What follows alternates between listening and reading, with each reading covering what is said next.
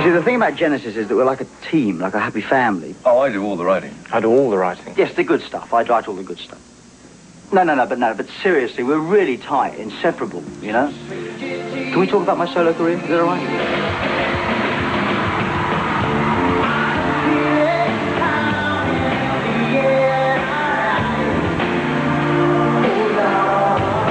I don't understand why maybe I sell more records than Genesis. Maybe its accessibility is at a lower level. You know, you can actually get it, you know, more people can get into it quicker. Think twice, 'cause it's another day for you, me, paradise. I've never really wanted to test to see whether I could do a stadium tour or not. And the Genesis music translates to a larger crowd because of the size of the music. And it's more visual. But I just generally feel, especially in America where the audience level is like a lot louder and my stuff is a lot quieter, I don't think it would work. I can't imagine going up in Texas Stadium or Dodger Stadium and doing separate lives, you know, it just wouldn't work. You have no right to ask me how I feel. I don't ever want to do a stadium tour. I mean, we played, on my tour, we played 2 nights in Hanover, where we're playing with Genesis, 55,000 people. On both nights, we played 2 nights, and both nights sold out, and it was actually the first big shows that I've ever done on my own. And it actually worked. I mean, people were very, very quiet, and they all held matches in one more night. I mean, it was actually very moving, because I'd never seen that many people in one place listening to my stuff. It's always been arenas, you know.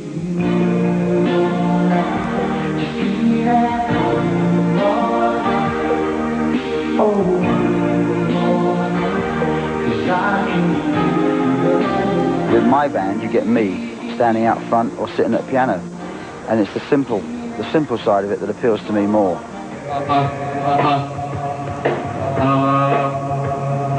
He's auditioning. He's auditioning for the singer. I don't really want to be the singer anymore. I want to be just the drummer, but he wants to be the singer.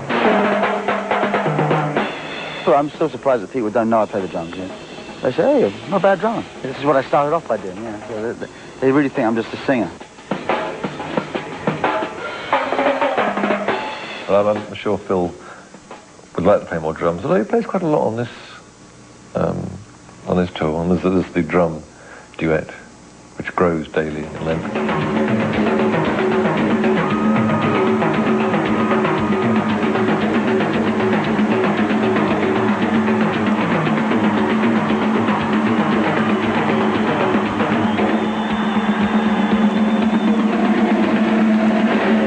We worked out a new drum duet, me and Chester, which is always a high point for me.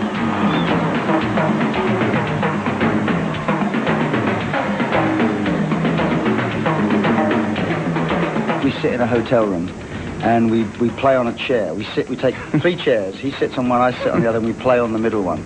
And we record it. This is what we're doing now. We played for 20 minutes, recorded it, and picked the best bits out of it. And then we put it together, and now we're starting to play it.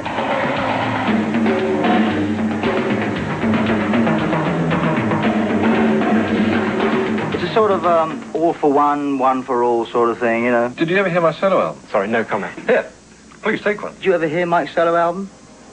Last chance.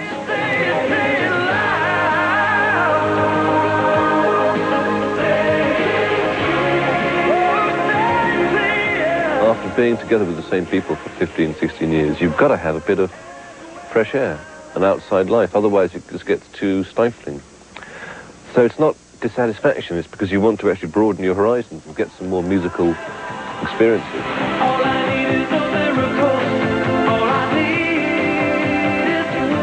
People do find it very hard to understand what's going on with us, because there's no one else quite like us, I think, I mean, Phil's had the most amazing success. You can't get much more than that. The Mechanics have done well. Genesis is still doing well. Tony's been doing film scores and stuff, so we're all very active. Did I mention my solo project? Tony's solo album was very good as well. Tony? That name rings a bell. Tony? Yeah, I think he plays sax. No, cello.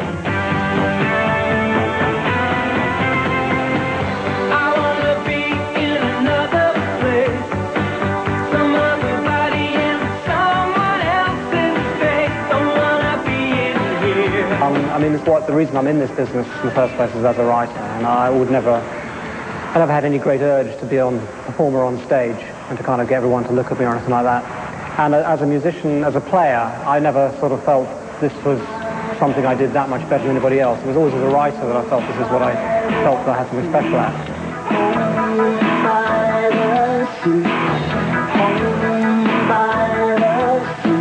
Creeping up the blind side, sitting up the wall, stealing through the dark of night, climbing through a window, stepping to the floor, checking to the left and the right, picking up the pieces, putting them away. Something doesn't feel quite right. I think Home by the Sea has always been one of my favourite songs. I mean, Domino and Home by the Sea are the ones key songs in the set for me in many ways. The most difficult song, I think, for this show is the same as the last show, which is Domino. Just even the first half of the song, I'm probably doing about eight or nine different sounds. And in the second half as well, you've really got to keep your head because it's, you know, things are just happening all the time, and I've got to keep this thing vamping in the bass all the time while I'm doing all sorts of other things with my right hand.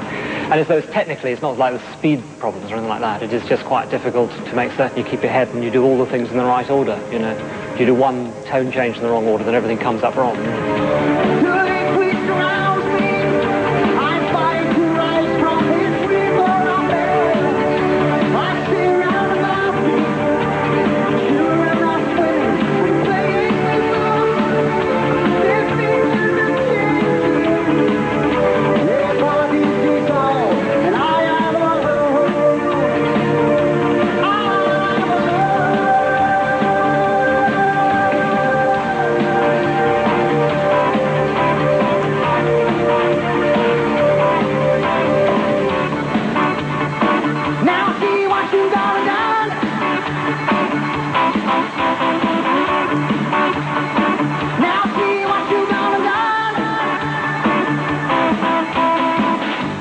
Domino is a great image to put on a screen. It just looks great, you know. Biggest dominoes you've ever seen.